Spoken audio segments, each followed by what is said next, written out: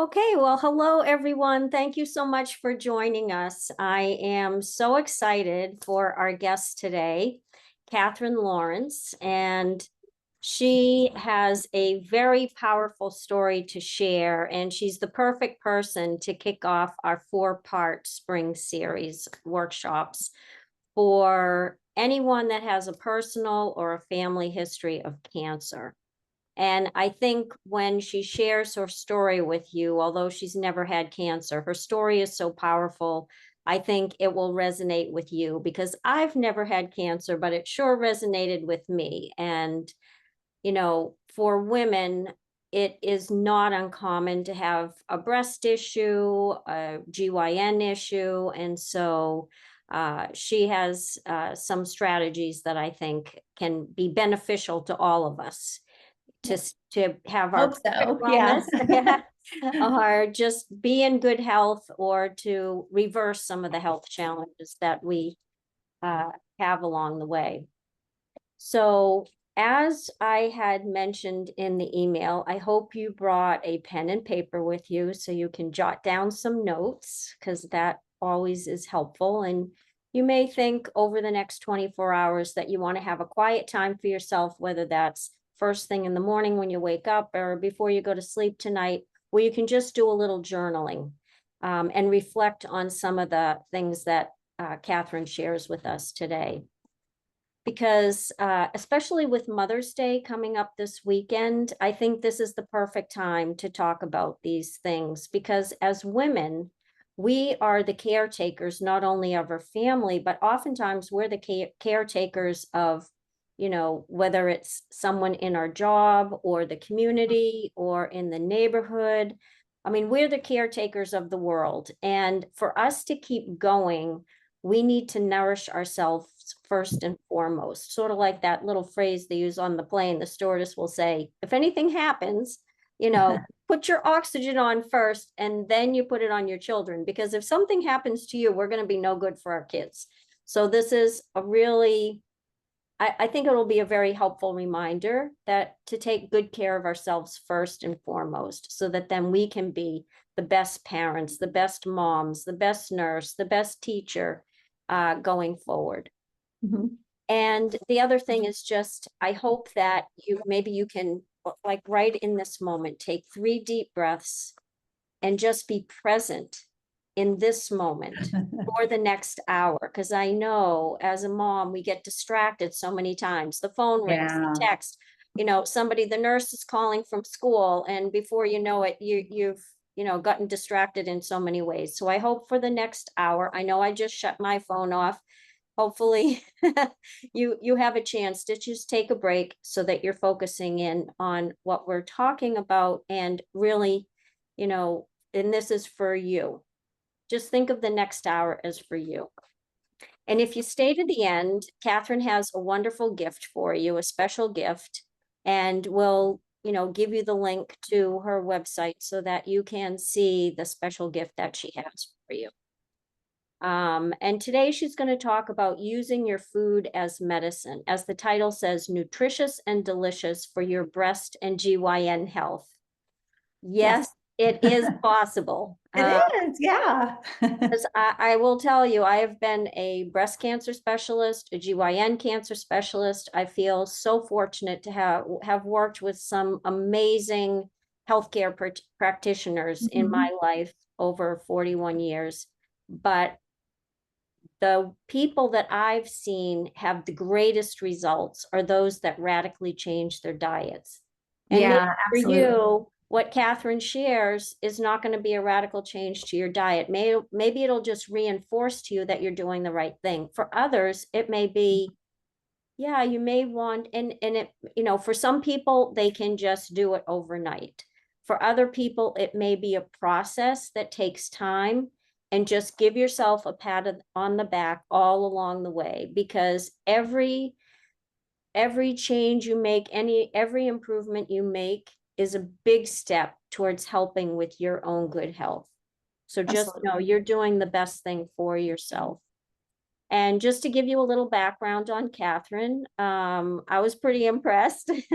She graduated with her BS in aerospace engineering and served in the Air Force for 4 years in Saudi Arabia and Iraq. And I'm, have close people to me who have served in Iraq. It was not easy.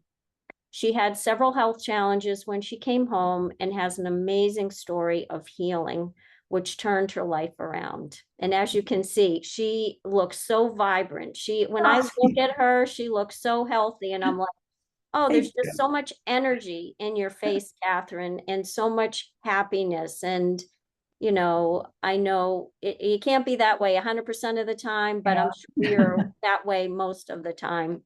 Thank you. Yeah. And after this remarkable recovery, which she's going to share with you soon, she developed a passion for nutrition.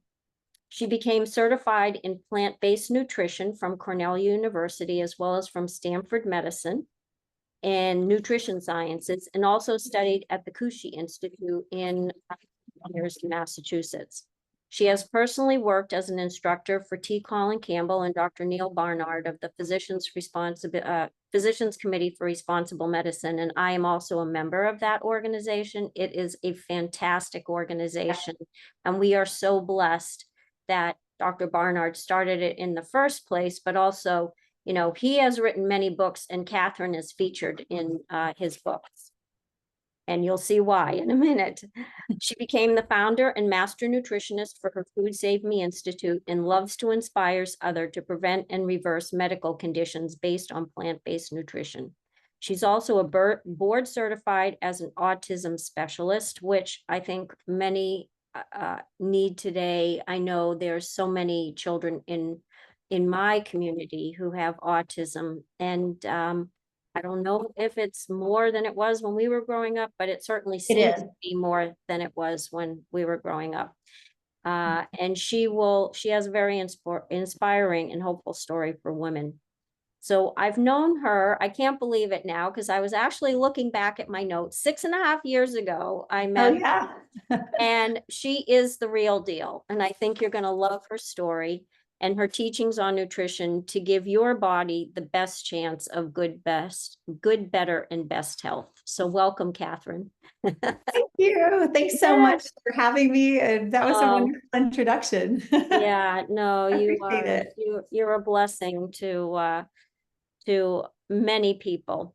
So Oh, thank you for letting me yeah. share my story. Yeah, well, it's pretty powerful. I was, I've done a lot in my lifetime in terms of helping people with very complicated conditions, but Mhm. I mean, I was pretty impressed with your story. I'm like, wow, that is one I am never going to forget. Thank So, you. the first thing that I wanted to ask you is if you could maybe just share your story, like how did you get involved in this nutrition and food as medicine? Well, it wasn't my life plan. That's for sure. I'm I sure. think y'all have figured that out with the engineering and the military. I was actually, gosh, I think it's 18 years ago. I was, after I got out of the military, I was working as an engineer and I got really sick.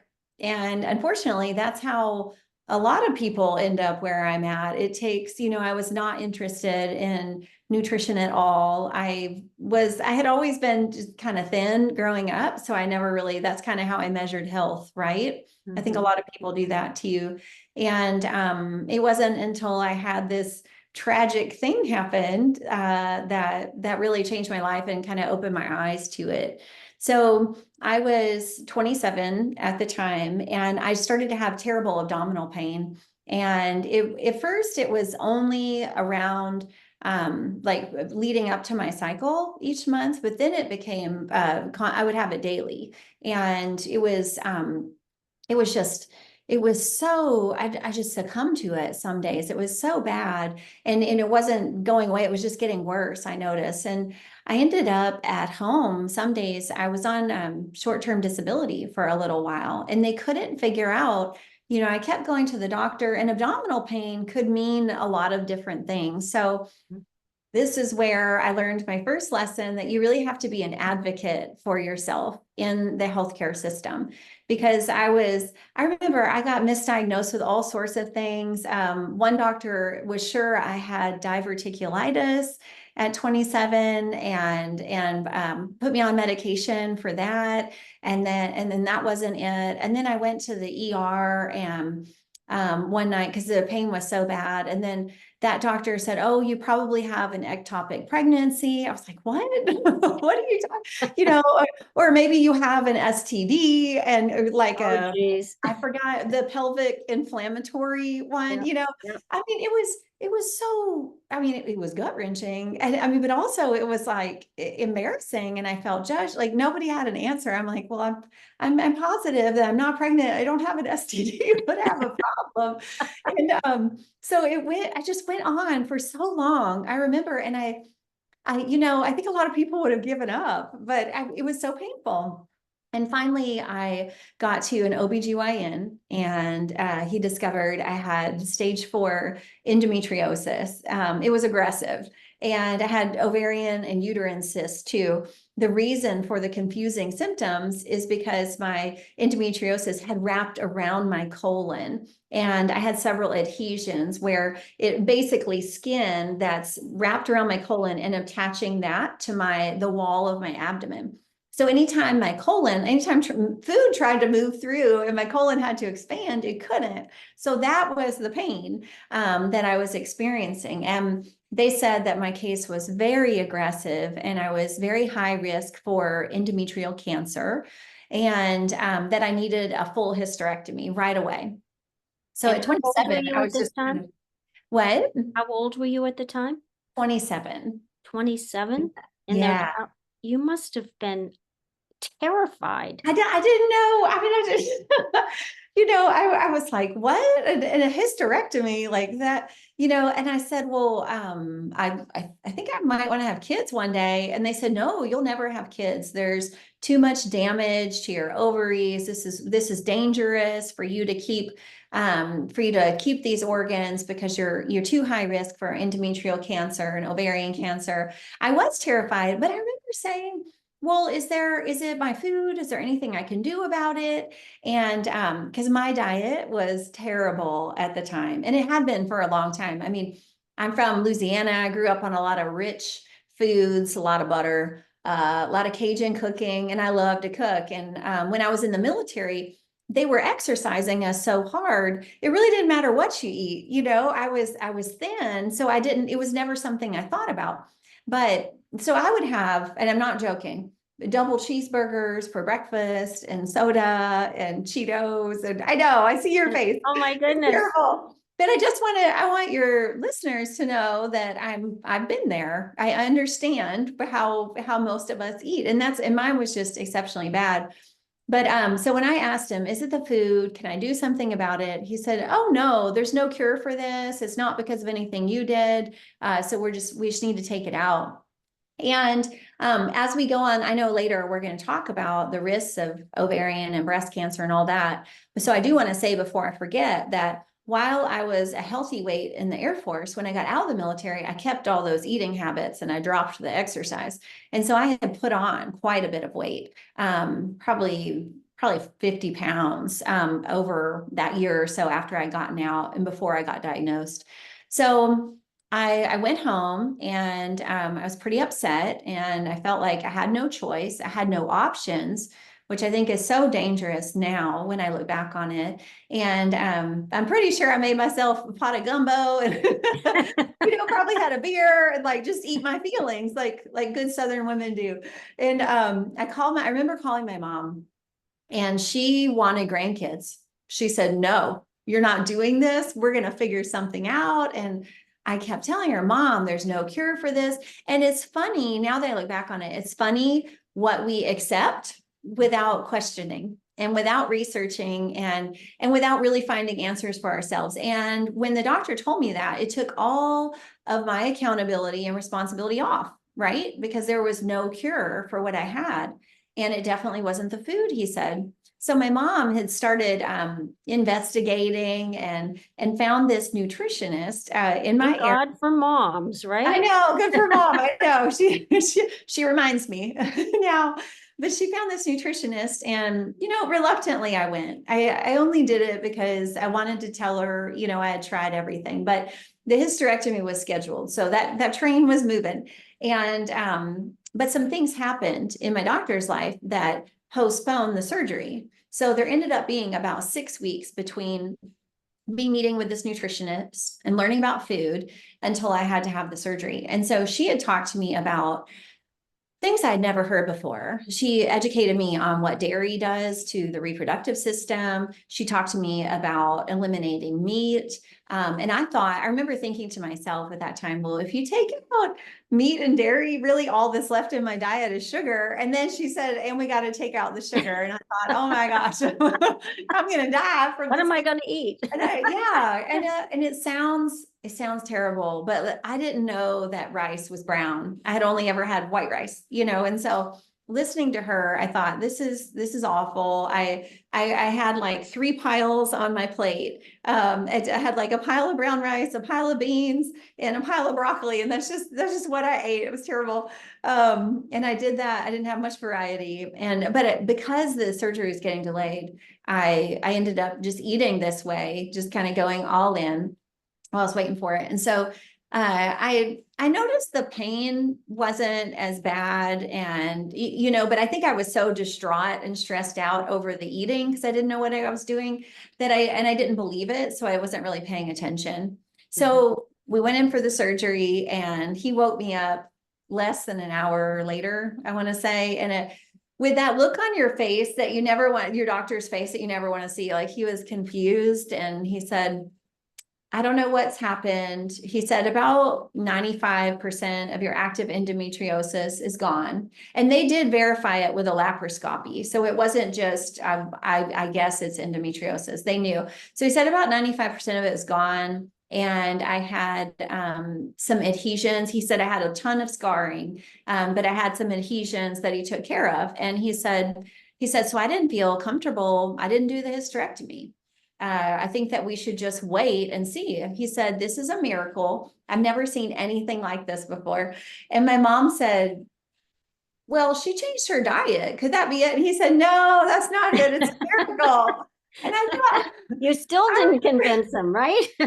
yeah. And I remember though, I should have been happy, but I remember thinking like, I remember laying there knowing it was the food and being a little disappointed and scared by that. Just like, oh gosh, it is the food and I'm going to have to change and I don't know how to do this.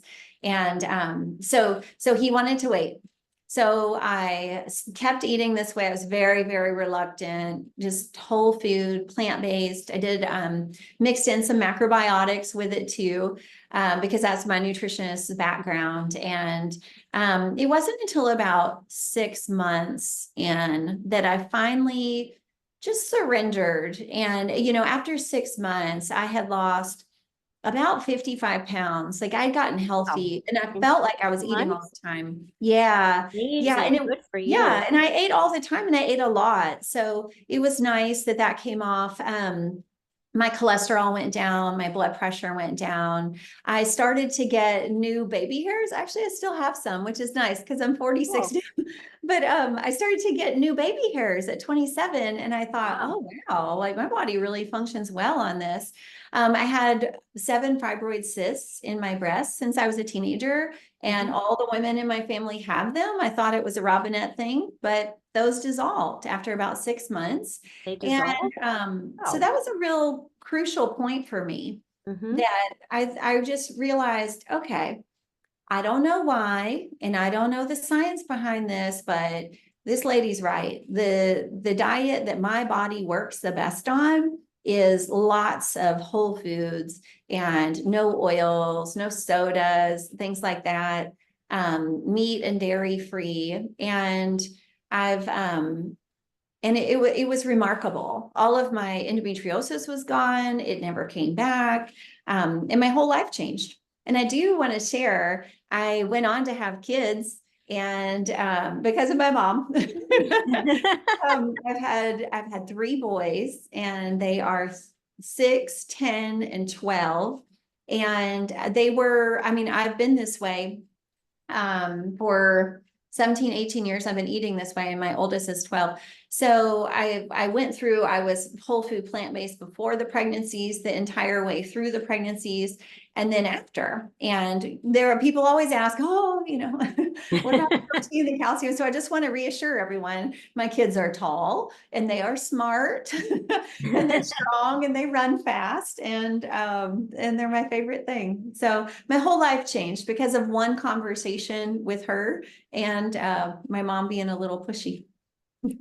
Wow, that is amazing, Catherine. Absolutely amazing. Thank you. And you did say that you went on this vegan diet and macrobiotic. Can you explain to us a little bit what macrobiotic is, and maybe what vegan is and what macrobiotic is? Because there may be a lot of people who don't exactly know what that is. Sure. Okay. So let's start with vegan would be a diet that doesn't include any animal foods. And the term vegan can sometimes go beyond that depending on someone's interpretation. Like they also might not wear leather or any kind of animal products anywhere in their life. And so a vegan diet, though, specifically would not have animal products, but it can still have processed foods in it. So I like to refer to myself as like whole food plant-based, Yeah. so that there's an emphasis on not having processed foods. Like Oreos, for example, are vegan, but they wouldn't be not necessarily beneficial for me. I wish they were. But so lots and lots of plant foods with as little processing as possible. And I also try not to use oils as well. I follow Dr. Barnard's teachings and physicians committee.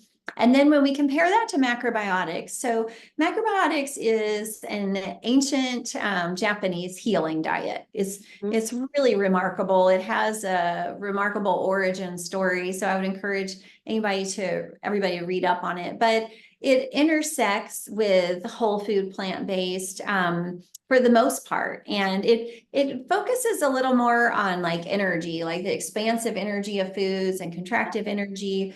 But what I take away most from it, when I just look at a diet perspective, it includes a lot of fermented foods, which are extremely good for digestion and for healing. So miso soup, that's fermented soybeans. So having a cup of miso soup before, I have it before breakfast every morning, but at the time I was having it 30 minutes before each meal, and that helps to set the digestion. They do a lot of pickled vegetables and things like that. So macrobiotics is definitely lots and lots of whole foods, heavy plant-based. Some of them eat fish. I didn't at the time. And adding in the fermented aspect to it, and also no processed foods as well. So it doesn't have like the refined sugars and things like that. Yeah, it's a great approach. And I loved eating that way. And I found as I had kids and life got busy, I'm not able to sustain it, but there's a lot of sea vegetables and macrobiotics. So I've taken a lot of that and I incorporate it into my life now, but I'm not like, so strict about like it. I used to be. Yeah. Yeah. And when you're saying plant-based, you're also including fruits and whole grains and legumes and like lentils and chickpeas and nuts and seeds, right?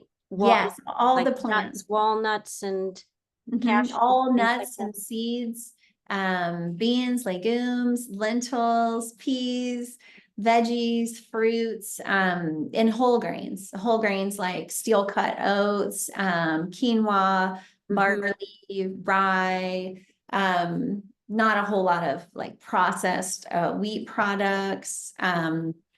Gosh, so much. I mean, I feel like I eat so much more variety now than I ever did before, which people think of like vegan and plant-based as limiting, but I don't eat the same meals over and over. Like there's so many fun things to try, and my world just kind of opened up. Yeah. And that's the nice thing with your experience, that I think sometimes people feel like, well, if they eat a vegan diet, you know, it's going to be very limited in what Yeah. they can eat, and Mhm. that they'll be eating the same thing every single day. And Yeah. yet it sounds like you have, you know, because of the experience you have with it, your diet is very varied. Yeah. So oftentimes eating many different dishes with your meals day to Mhm. day, and that you know, that it's you know, it sounds like your husband and your three boys eat the same foods, right? We actually have 5 kids. Yeah, I have 2 bonus kids from him. Oh, you're Um, kidding. So you have 5 we have kids. Oh, 5. how So I've exciting. got another son. He is 24 and a daughter who's 26. So yes, I have 5 men I'm feeding in the house and 1 daughter. She helps me Wow. Wow. manage all this testosterone, but we're all, yes, we're all vegan. And it's so empowering to see the older ones eat this Yep, way because they're doing it by choice, right? I yep, don't really give the younger ones the choice, but the older ones, because they saw, we're a blended family yep. and they were not vegan or plant-based. Neither was my husband when we came together. But they saw like Mhm. how, I mean, what it looks like day to day. They got to taste the amazing food and see and experience how healthy we are and how much energy we have. And so it's a choice they made for themselves. And also, I think they do use some of the transition foods a little bit more than I do, probably. And I think that's okay. Yep. Like they'll use, when I say transition foods, I mean some of the replacements, like the meat replacements and veggie burgers, and they use Impossible. If they're craving sausage or brats, they'll eat an Impossible. And so they know that we don't need to do that all the time, but it's an important thing. Like when they're hanging out with their friends and, Right. they just want to kind of fit in, like they've got a brat that they love. That's not as bad for them, but it's also in line Yeah. with their goals for themselves and their values. And so there's just so many. I tell them they're spoiled now because 18 years ago when I went vegan, there was very few options. There were very Right. few options on the market. I mean, just the milks. I remember there was soy milk, almond, and rice, and that was like pretty much it. And they didn't taste that good. And now everything is a milk. There's like cashew and coconut. Just the Oh, whole world has changed. absolutely. And anything that you want. And Miyoko's cheese, she just has, if you want something that tastes like cheese, like she's created it for you. And that was not around 20 years ago. So I feel like there's a lot of options and a lot of ways that someone can still have those familiar foods Yep. when they need them, and then expand into this massive, delicious world that also will promote good health for them. Yeah, that's great. And, you know, I'm glad that you shared that, you know, your husband and your 5 kids eat pretty much the same thing too, that you're putting together, Yes. because I think that is one of the questions that a lot of people have. Well, you know, I may like this diet, but how am I going to get my husband to like this diet? Or how am I going Yes. to get my young boys to like this diet? And yet, Mhm. you know, you're a great example that yes, that these foods that, you know, you've put together, they are delicious. And will everybody like them? Probably not, because as we know, you know, President Bush didn't like broccoli. He kept telling people no broccoli. Yeah. But there are a number of there's such a variety within the diet that a lot of people can, you know, eat Mhm. the same thing. And Yes. and maybe they'll choose, you know, like you have different options available at the dinner in terms of the vegetables, and they can choose the vegetable they want. And if there's one that they don't, then they can leave that behind. Oh yeah. Yeah. I mean, we've got some picky eaters in our family still. We have one of our sons has autism. Hmm. And so his palate and his sensitivities are different than the others. So Yep. we've kind of learned ways around it. The dish that I'm going to make you today, it's a chunky stew. He's Hmm. not really into chunky stews. And so we blend it. And Yep. then he asked for seconds and thirds. And so I think it's just a matter of having that sort of safe, easy space where no one is judged for how they're eating. And we find a way that sort of works for everybody. Yeah. I think that's really important and that's how our family dinners, on Sunday nights, I require the two older ones to come to dinner. So because it's so hard to get on their schedule, So we have Sunday nights family dinner and we usually have a lot of different options. And I know who's going to go for this one and who's going to go for that one. And, but it makes me so happy because if I had known this, if my parents had known this stuff when I was younger, I wouldn't have had to go through all that. And could have probably prevented a lot of other things that I suffered before then. I had terrible digestion and constipation as a kid, and just nobody really knew anything about it. So these are active conversations that I have with my kids all the time. If I put tomatoes in their lunch, like they're so tired of hearing, I know it's good for my prostate, mom. Like, so, they're like, And how old are they? 12?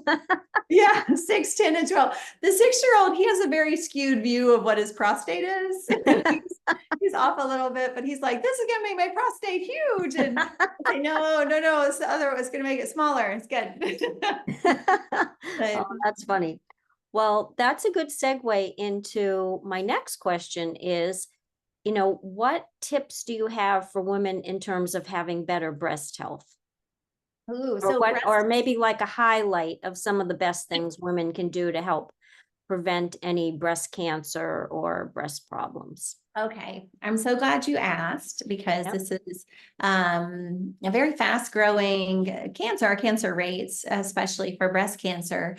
So monthly breast exam is really important, ladies. That's going to be just as important as what you're eating. And mostly just so that you become familiar with your own breast. You're not doing this to try to say, oh, this is definitely a breast cancer. Oh, yeah. What does my breast feel like? And is there, the next month when you check your breast, does something feel different or not like it was before?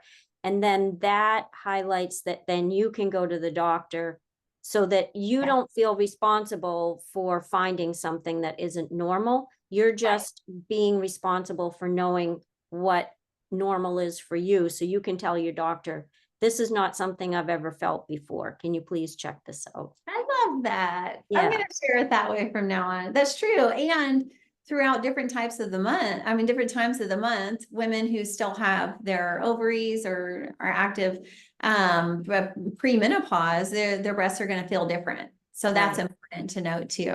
I agree. Yes, to do your breast exam that week after you get your period, because that's when your breasts are the least stimulated by your hormones and probably won't have all those lumps and bumps that you might find just before your period. Yes. Yeah. Yes. Okay. So I have a few tips as far as food. Yep. And so one is going to be lots of vegetables.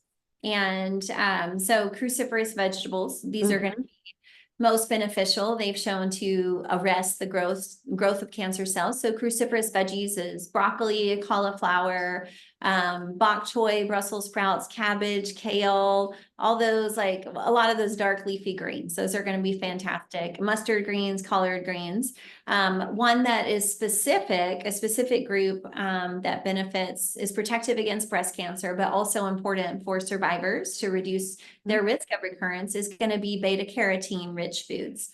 So beta carotene is that orange colored flesh that we see in mangoes, pumpkin, sweet potatoes, butternut squash. What am I missing? Oh, and carrots. Carrots, yeah. But also, we don't realize that our dark leafy greens are rich in beta carotene. And it's not until that green ages, I'm sure you've seen like your kale or your broccoli is turning yellow on the ends. That's because the chlorophyll that makes it green is starting to fade. So you can see the beta carotene. So for breast cancer prevention, all women should be eating at least one serving of a beta carotene rich food every day.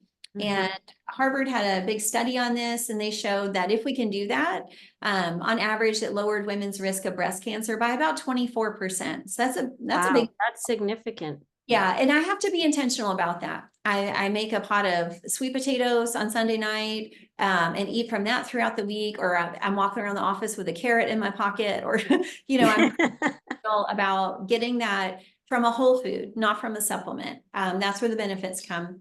And so we're going to have lots of veggies, focus on cruciferous and dark leafy greens, focus on beta carotene.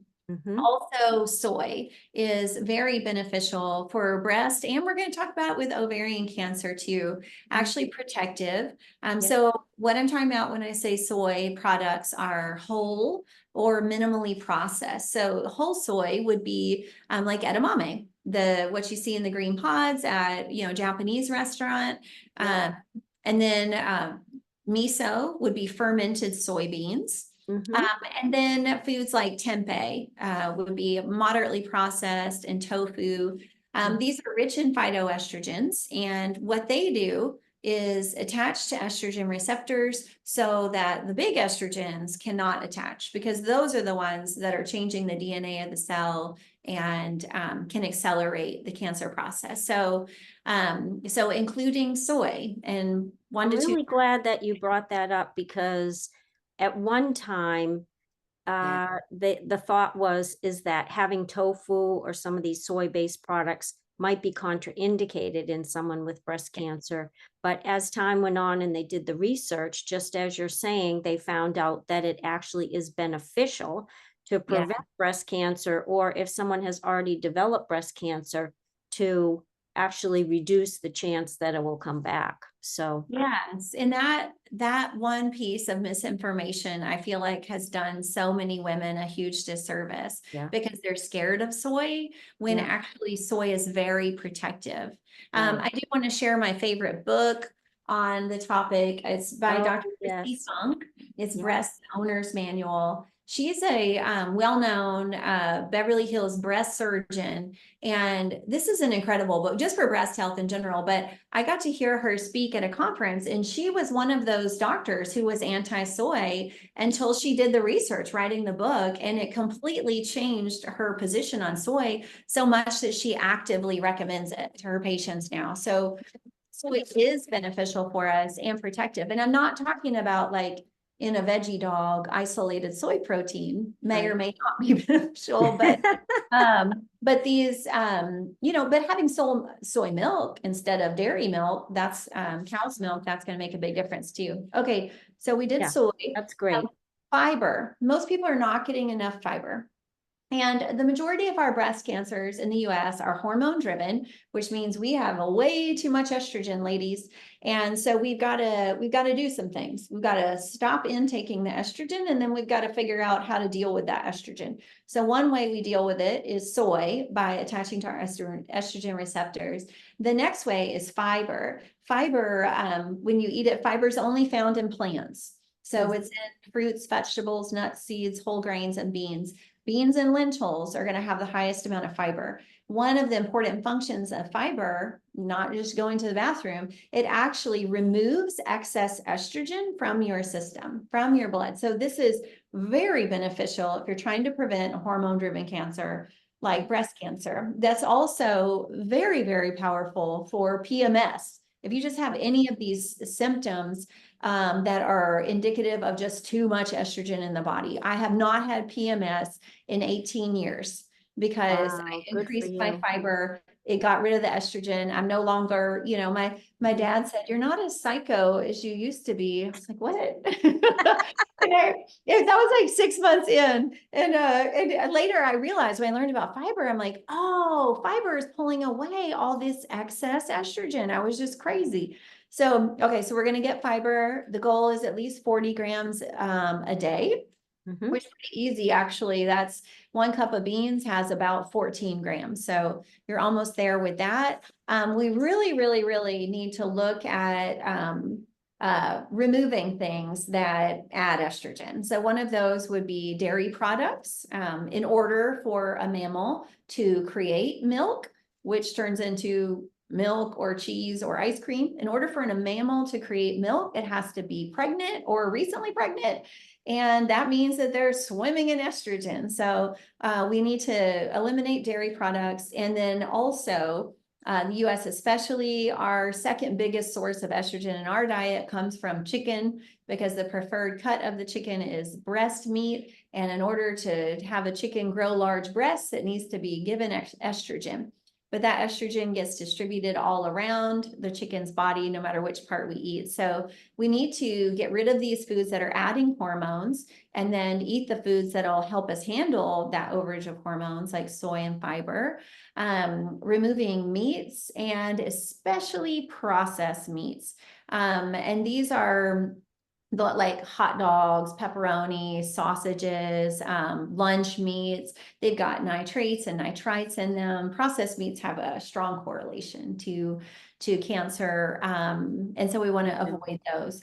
I do want to give a really great resource. It's the website is Let's Beat Breast Cancer .org, and it's a PCRM website. It's fantastic. They've got a fact sheet that you can actually download and print, kind of summary. They've got recipes. It's called Let's Beat Breast Cancer.org. And you can get more information on a lot of these recommendations that I'm making. The last one that I want to add is body fat and fat in our diet. So where's another place that we're getting estrogen? Well, it turns out that excess body fat produces estrogen. It's actually a hormone producing factory, as Dr. Barnard refers to it. That's what excess body fat does. And so if you think about, in my situation, I had gained a lot of weight, so I had even more estrogen my body was having to deal with. And so that's why for these hormone-driven cancers, getting down to a healthy weight is important, ladies. I mean, I'm going to say the same thing in the ovarian section, because we don't want to produce that extra estrogen, but also lowering fat in our diet. So instead of cooking with oil, adding a little bit of water or broth if you need it to saute your vegetables, because a little oil here, a little oil there really, really adds up. And then that's going to add body weight too. And we know that hormone-driven cancers can be accelerated with a high-fat diet. So that's I don't want to overwhelm everybody. We want to focus on beta carotene and dark leafy greens. We want to get more fiber, so we need some beans. We can get some soy. We want to remove the dairy, chicken, processed meats, and lower the fat intake. So exercising helps too, to get rid of extra estrogen, but diet is going to be the most important thing. And a lot of new research, I don't have statistics for you, but alcohol, they're finding half a glass of wine a night can increase a woman's breast cancer risk by 15%. Yeah. Just averaging half a glass a night. So there are medical oncologists who will recommend, if a woman has a family history of breast cancer, is at higher risk of breast cancer, no more than 3 or 4 glasses per week. Right. Yeah.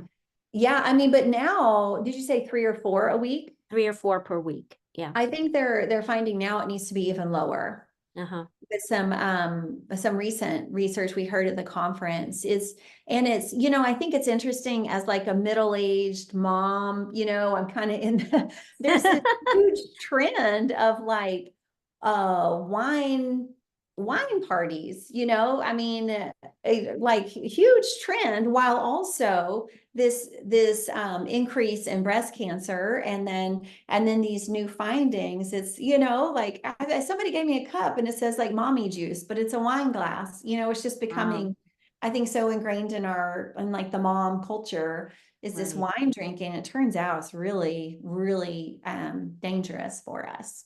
So I'm actually going to make a recipe that's rich in a lot of these foods that I'm talking about.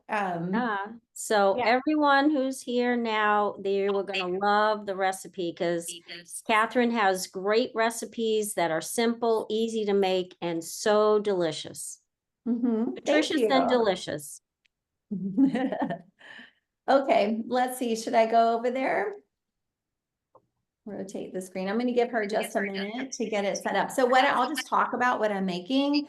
It's a potato pear stew. And actually I came up with this as I was going out of town. Do you ever do this? Like you have food in the fridge and it was going to go bad And so I thought to myself, like, what can I make with the food that we have left over? So, so that's how this recipe came about, and it's become a family favorite. It's quick and Oh, easy. good. Yes, I can help her rotate the screen. All Excellent. right. Okay, I'll we'll hit see you in a share. second. Okay. And I'm going to try to get this to share to Dana's phone.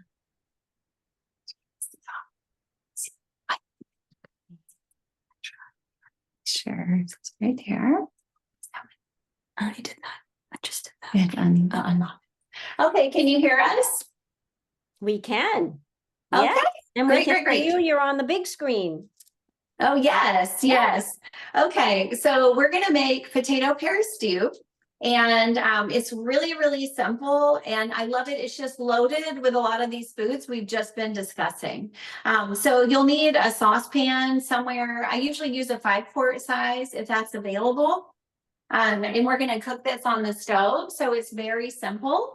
We'll start out with some diced onion. So I just use a medium onion. I kind of rough dice it. As I mentioned before, you know, part of my family cares about chunky soups and part of them don't. So I already know I've got to blend it. So we're going to put the onion and then some carrots. And I just pre-cut these so you didn't have to watch me. But two to three medium-sized carrots. You can chunk them or just slice them real thin. It's very simple. You put that in there. So this is going to give us that beta carotene, right? That we were just talking about. And then we need some lentils. So my preference is red lentils in here because it's partially because of my family. You can use green or brown lentils, but those really, really hold their shape. You know, and with red lentils, they just kind of disappear into the soup. I feel like as it cooks, it sort of thickens it, and you can tell there's something in there, but you don't have this like kind of firm bean texture. So we can put these in there. And then I have diced some potatoes. So I just cut them into like a 1-inch dice, if you can see that. I prefer to use the Yukon Golds. They're less grainy, less grainy and less starchy. I think they're like a regular white potato. But these, just like a white potato, these are going to have potassium and vitamin C in them as well.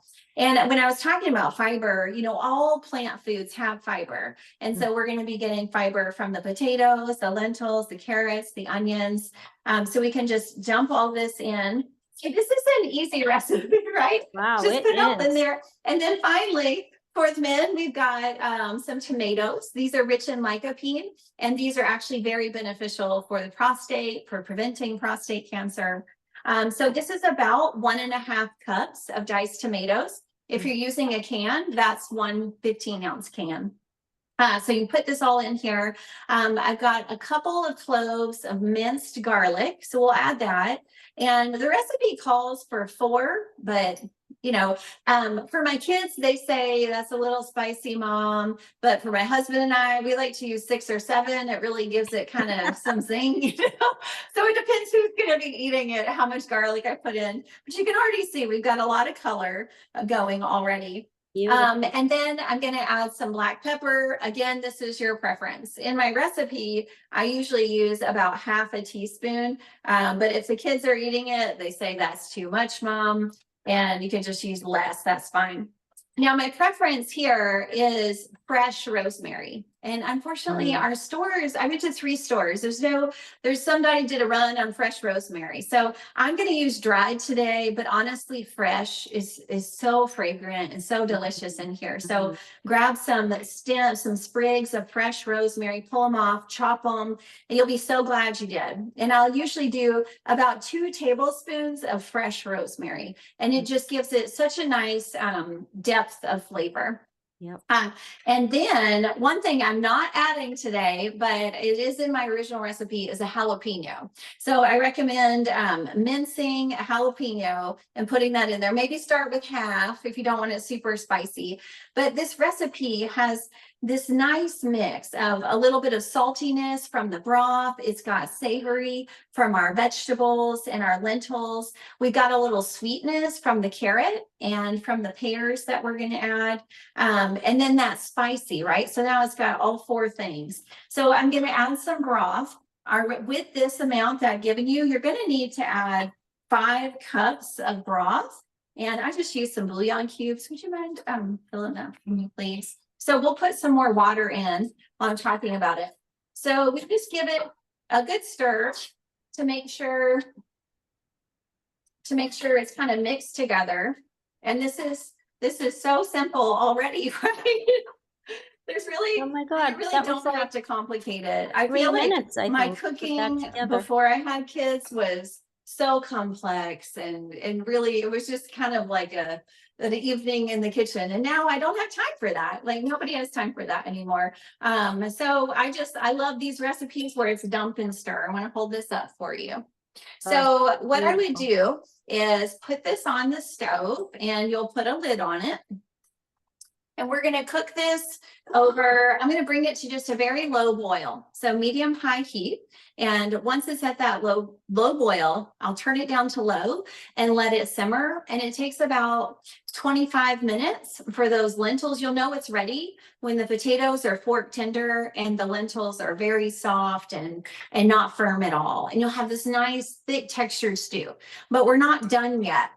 Once your stew is just about done, I like to just take it off of the heat and that's when I stir in the last ingredients. So you'll need to get 2 pears for your recipe. And this is adding a lot of vitamin C, but also it's just a really nice sweetness to the stew.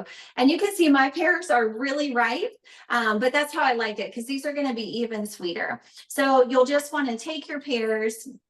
And I'm not going to add them right now because our stew is not cooked, but I just slice them into just a small dice or chunks, however you want to do that, so that it's bite size. And the pear, since it's so ripe, it's already so tender. So they're about that size. It's already so tender. I don't need to cook it further or anything like that. If you've got a pear that's kind of hard, it's not really there yet, then you might want to throw them in for the last few minutes of cooking. But when they're this ripe, I mean, I can almost put my finger through it, they're going to be very sweet. I'm just going to cut it and stir it in and let it sit for a minute and it's done.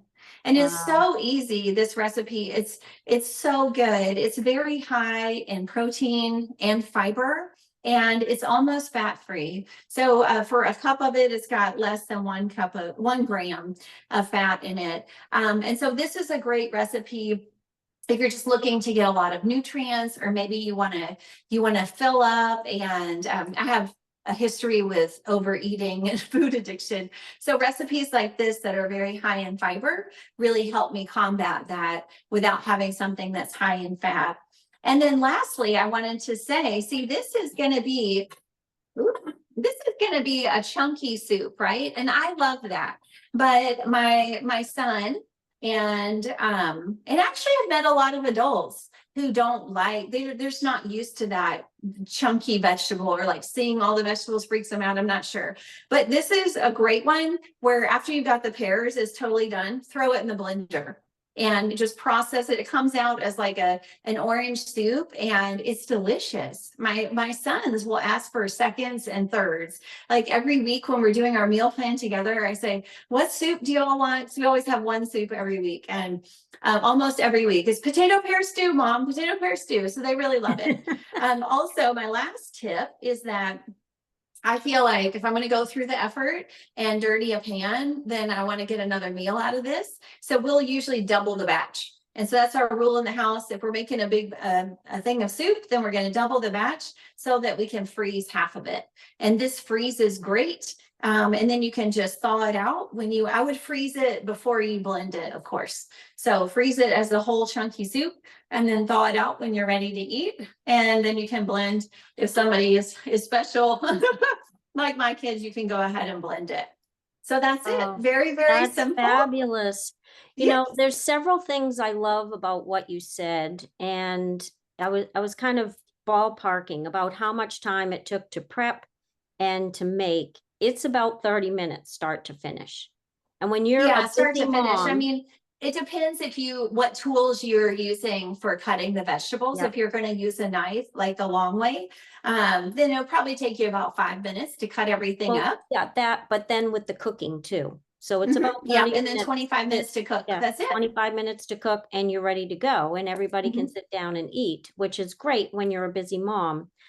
The second thing I really loved is you've got a stainless steel pan, which is Mhm. so much better for cooking than, sometimes in the olden days we used aluminum pans, not good for our health, or Teflon pans, which also are not good for your health. So having a stainless steel pan is so helpful.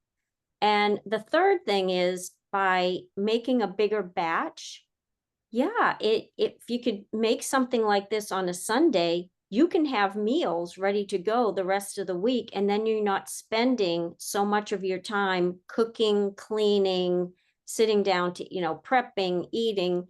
It's like your soup is in the refrigerator or your stew. You take what you need, you heat it Yeah. up, and then you can sit down and eat, as a family, Yes. or to take for lunch. If like I'm sure your husband has to take something for lunch, he could heat it up, and it's very easy to put together to take for lunch. There is some, that's The week. exactly what we do. We cook on Sundays and just eat from it throughout the week. It really helps us kind of fill the gap when you're in a hurry and Yep. otherwise you might be tempted to go out to dinner or drive through. Like we've got this ready. And especially if you freeze half of it for Yep. later, that can really help you in a pinch where you just have a really busy week. Yeah. Yeah. That is great. Fabulous. Thank I you. have never heard of a potato and pear stew before, so I will definitely be making this. But Yes. yeah, it's got everything that I love in it. Oh, good. And Yeah. one final thing, if they don't have a pair on Yep. hand, or two, you need two for it. I've been in that situation. And I'll just use a red apple instead. You're just Mhm. going for that sweetness, really. I like it for the vitamin C, but that also gives us the sweetness of just having an apple. And the kids didn't notice, so it's fine. I'm going to head back to my other Sure. screen. All right. Okay. We'll see you in a minute. Okay.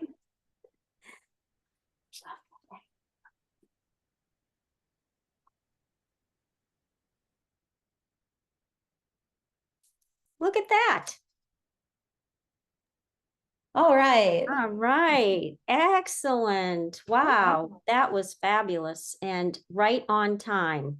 It's so simple and easy. I hope everybody will try it. Yeah, I hope so too. Yeah. Mhm. So the next thing is you were going to talk about how women could prevent ovarian cancer or enhance their ovarian health. Oh, yes. So there's a lot of new research with ovarian cancer, and you'll find that some of our recommendations overlap with breast cancer too, of course, like fiber and body fat and things. But it turns out, ovarian cancer, sadly, is often diagnosed later. Right. And Mhm. later stages is harder to detect. And so women, it's important that we prevent it in the first place, especially, but women who have ovarian cancer, they're finding that there's about a 70% recurrence rate. And so there's good news there, though, because that's terrible. That's terrible news. But the good news in that is that there's a lot of research done on recurrence rate and nutrition that's come out in the last 5 to 7 years. And so they're finding tremendous benefit and reduction in recurrence by following these recommendations. And so with Food Save Me Institute, we actually have a class called Nutrition for Ovarian Cancer. And on our website, we'll be launching that later this summer. So stay tuned if you want more details and an in-depth class from me. But I do want to hit on the highlights for ovarian cancer. And so there's two groups of vegetables that have shown to be extremely beneficial. So one would be cruciferous that I mentioned for breast cancer. But also, there's another one, which you don't hear much about, and that's yellow vegetables, like yellow bell peppers, spaghetti squash, golden beets, and yellow summer squash. And so there's a longer survival associated with intake of yellow vegetables and cruciferous vegetables, enough worth noting. So those are going to be our two most important. Fiber is going to be very important for preventing ovarian cancer. And so I just think that's a great bonus. That's 2 reasons now that we have to look at our fiber intake and get that up to at least 40. I want to give some numbers, and our research is from I want to give a couple of our sources: the National Institutes of Health, the JAMA, the Journal of American Medical Association, Harvard Medicine, the Journal of the National Cancer Institute. I want to give you some numbers of what their research has found.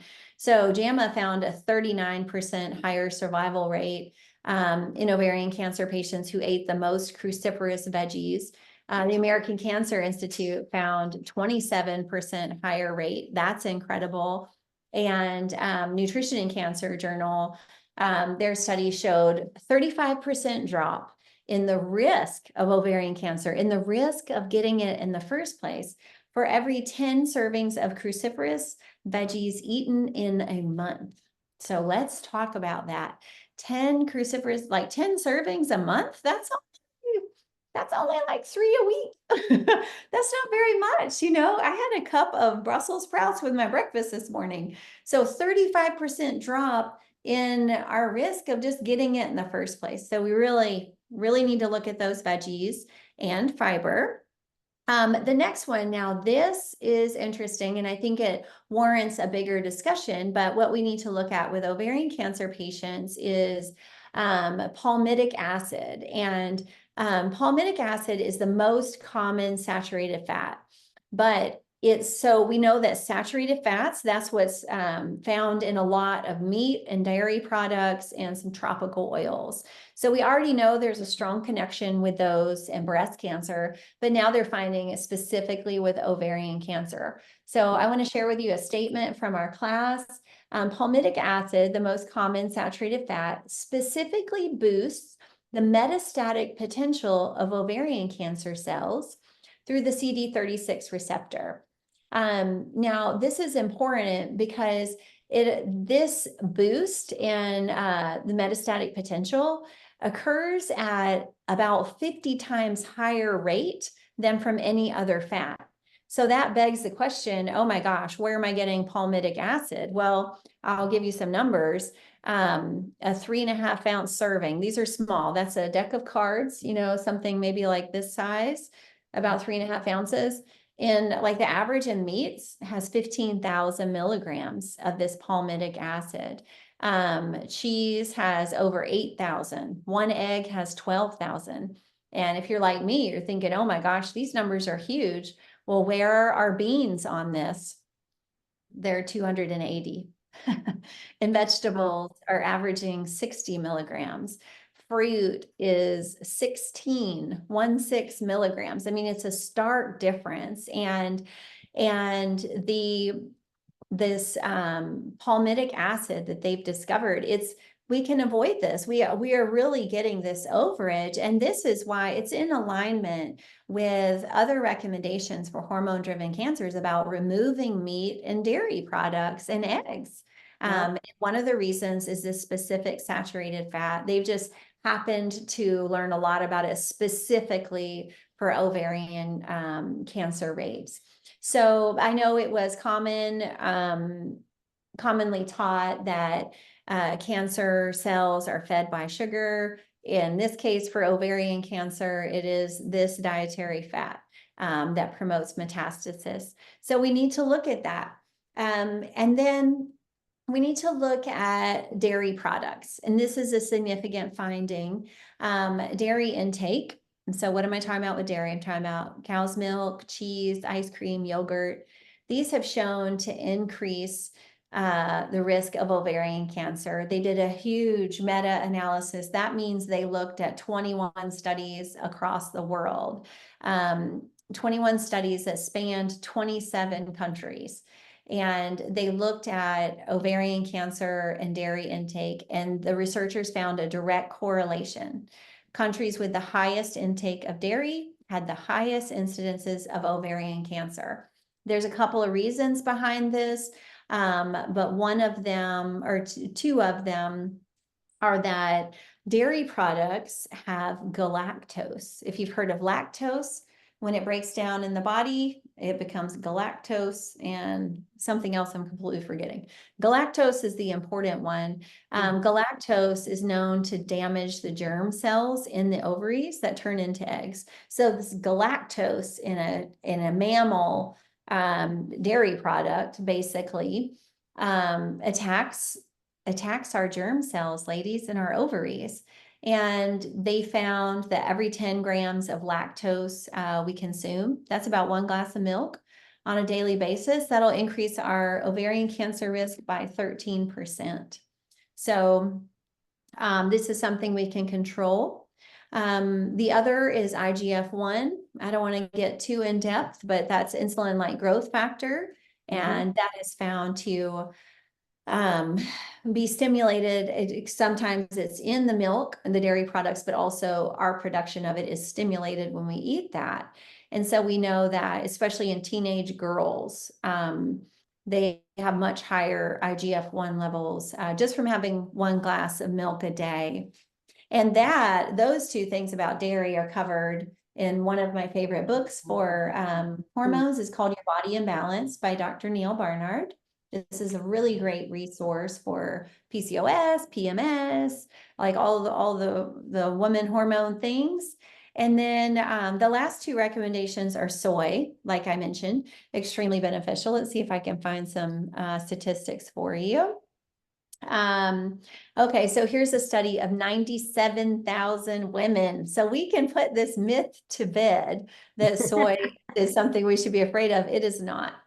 Those women, so this is the California Teachers Cohort Study, and specifically looked at diet and risk of ovarian cancer. The women who consumed 3 milligrams of soy isoflavones per day, that's a couple of edamame, like it's a tablespoon of edamame. They had a 44% lower risk of ovarian cancer than women who consumed less than 1 milligram a day. So soy, we need whole or minimally processed soy. And then lastly, we really need to look at processed foods and processed sugars. These are, over 60% of the calories that adults in the US eat are from these ultra processed foods, and they're not getting much nutrition. They're getting a lot of chemicals, a lot of sugars, not in its natural form. And this has directly shown to increase ovarian cancer specifically. So there's some bad news here, depending on how you look at it, but there's also some good news. This is all recent research and a lot of pretty definitive recommendations coming out about ovarian cancer. But what I think is good is it's a twofer, it's a threefer. I mean, following these recommendations, if you say, oh, I don't care about breast cancer, I'm going to focus on ovarian cancer. Well, guess what? Eating to prevent ovarian cancer will help you prevent breast cancer. It'll help you prevent endometrial and uterine cancer. Like it's beneficial all around. And that, for me, kind of helps validate how I eat, that it's not one food for one thing and one for another, and they contradict each other. It's all building an overall health. And that's what the research now is just exploding and showing us, that these plant foods are even more powerful than we thought. Yeah. So that's my short summary on ovarian cancer. Y'all have to take the whole class. Oh my gosh, that was fabulous. Fabulous. Yeah. And I'm glad that you made the point that it's not just, it's this food to prevent ovarian, this food to prevent breast. Yes, they do, but you combine them together, you're helping your whole body and your health overall. So I know we're kind of getting to the end of our time. That was absolutely fabulous, so inspiring, so hopeful. Are there any other words of wisdom that you can share with women that you think might be helpful for them? Well, Yes, I want to encourage you, you know, you can take this slow, ladies. Make little, I do suggest like going all the way, but start out with things that you like. Make a little change today, see how that goes, make another change tomorrow or next week. And whenever you're in doubt, look at the research and look into it. There's so much support for this way of eating now. Mhm. So I think that's important to check out some of these resources that we've mentioned here. Also, I think it's really valuable, especially for women. I see those with the who are most successful, is that they have a community. They find their Oh, tribe. They find yep, other people that support them. And I think that's really important. That's actually why I started teaching, because I felt so alone. I'm in Texas, and 18 years ago in Texas, eating vegan, where, you know, people made fun of me. People that were my friends and family made fun of me. They just didn't understand it. And so I started teaching. And what that did was it required me to learn so I could answer questions. It kept me refreshed. When I would get discouraged, I would say, no, no, no, I know this is the best thing for me. And so it kept me going. But eventually it helped me build this massive community. And right. so also consider teaching and sharing this message, because that's how now I have a massive community. I'm surrounded by people who think plant-based eating is cool, you know, that I never would have, you know, and they're healthy and they're thriving, and it encourages me on my down days too. And that's a big part of why I started Food Save Me Institute, because we need that Right. community. Mm-hmm. That is such a fabulous point, Catherine, because I too, having done this work, I've always had a passion for prevention since I was a young child, but it is so important to have a community of people Mm-hmm. that you can count on to be there for you, because there may be discouragements along the way, or there may be other health challenges that come up.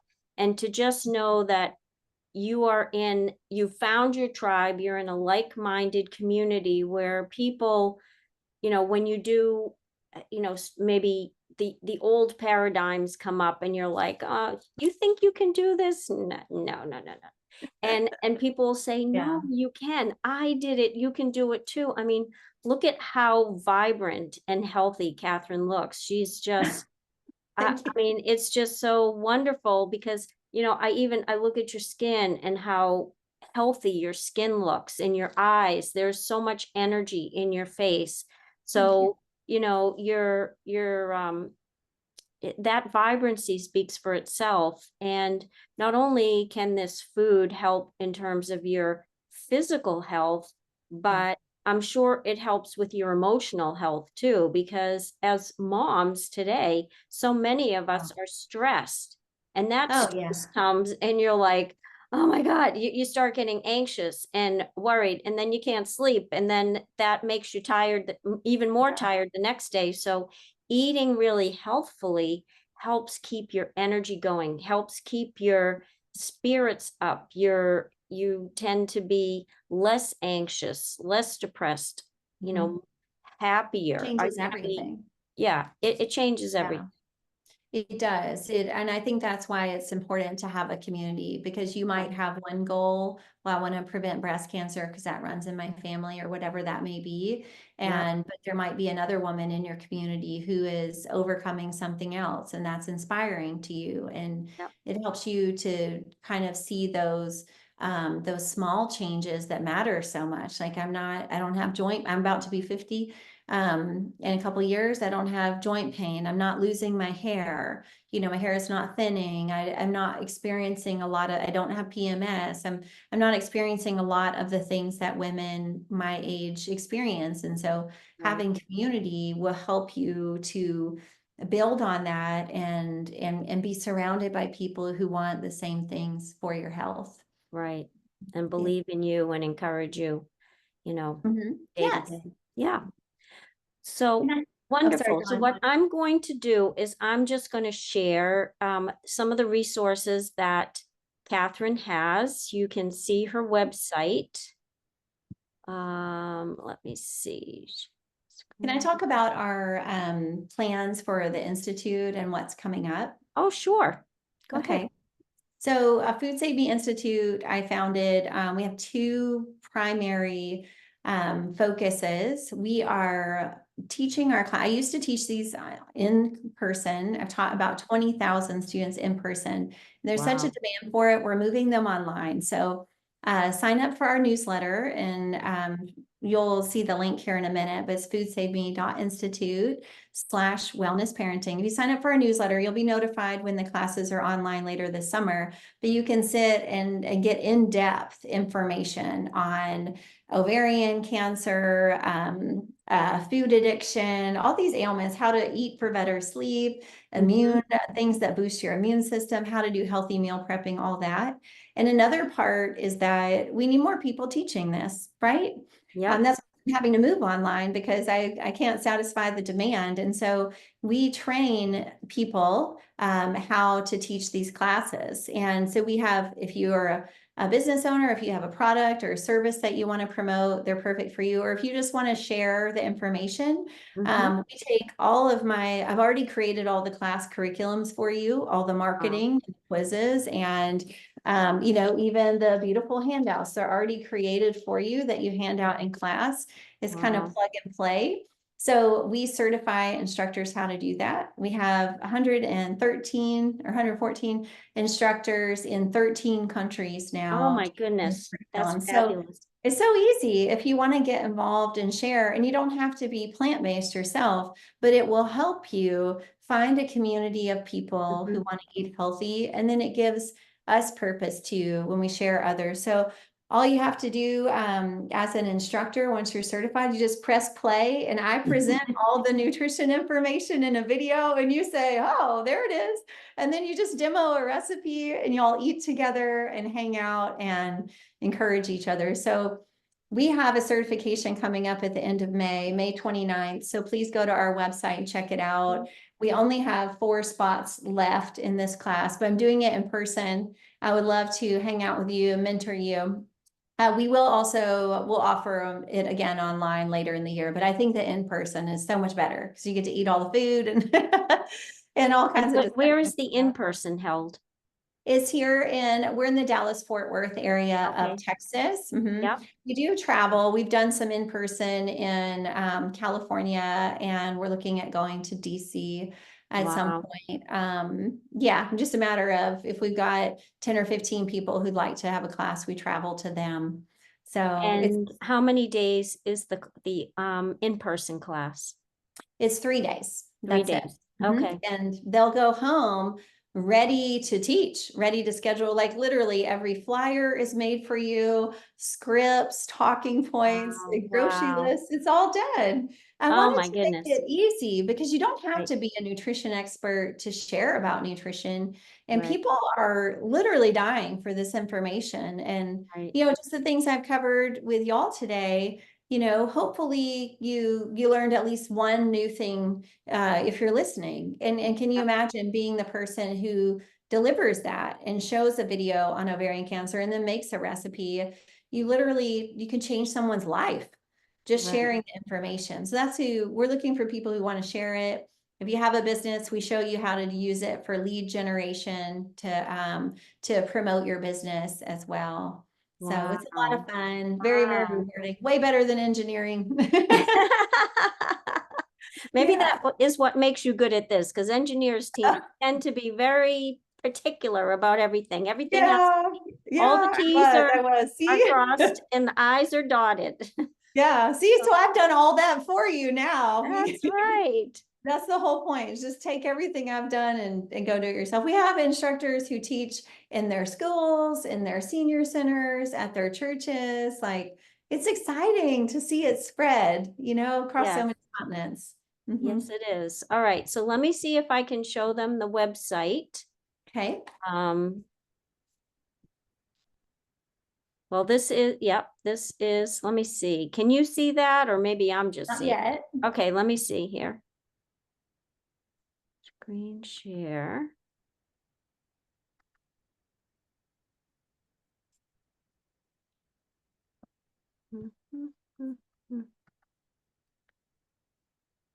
Nope, that is not what I want. Let me see. I did this before. I don't know. I can pull it up if you'd like. Let's see. Yeah. Oh, I'll just talk while you're looking for it. If Oh, you're, here we go.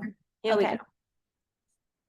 So we have a 4-week meal plan that we're giving away. If you go to foodsaveme.institute/wellness parenting, you'll find a special place to sign up for the newsletter, and then you will get a follow-up email with a link to our meal preps handout. And it is 28 recipes. There's the link, foodsaveme.institute/wellness. Yes. It's 28 recipes. It's 4 weeks of meal preps, exactly how I would do it. And then it's got my meal planning tips and all that in there. And that's just a free download for you. That is special just for you guys, the special landing page. So I hope you'll Yeah. sign up. So We that have, would give you a whole month's worth of recipes for yeah. your family. That's fantastic. Along with Fantastic. strategies and storage tips and cooking tips and all that. It's a great place to get started. I always tell people, just find a couple of recipes that you like in here. There's 28, and then you can add a new one each time. And Right. yeah, most people rotate between like the same 8 meals all the time. You don't have to live like that. There's so much Ah, variety. So I hope y'all will check it out. And this is on our website, where you can also find the certified nutrition instructor program if you'd like to train with us and teach. And then in about 2 months, we'll have all of our classes online, so you can attend our full 2-hour ovarian cancer class and all the others. yeah. So this is the website, web address that Catherine was just talking about, foodsavedme.institute. If you go there, you'll see all of the classes that she has, and that the ones that are very related to the topics that we talked about today. She has one on cancer prevention and survival, one on breast cancer awareness, immune boosters and busters, a one on women's reproductive disease and infertility, which also is a big issue for many women today, diabetes prevention and reversal, and then she's got a whole bunch more classes that she's put together. So she's a wealth of information. There's so many resources. So I hope that you will all go and check out Catherine's website, because it's, as you can see from her presentation today, she's very inspiring and gives many of us a lot of hope for good, better, best health. Oh, thank you. Okay. This is so Yes. great what you're doing with the podcast. I'm excited. Yeah. I know that Yeah. so many Yeah. people need this and want it, so I'm excited to share it. Yeah. So, yeah, because it's something that I see that slowly things are changing. We have tended to be a sick care system that Yeah. takes care of people after they get sick.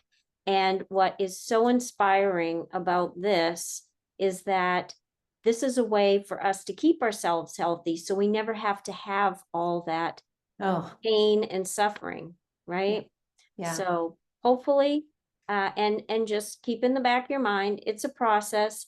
Take Catherine's suggestions and run with it, and hopefully we'll Mhm. see you in one of the classes, one of her classes that she's Wonderful. put together, and you can be an instructor too. Mhm. All right. Well, Catherine, thank you so much. I am Thank just you. most grateful for your wonderful teaching and your amazing story of remarkable recovery. Thank you so much. I appreciate you having me on and letting me share my story. Yeah. All right. We'll be in touch. Thanks so much. Bye. Bye-bye.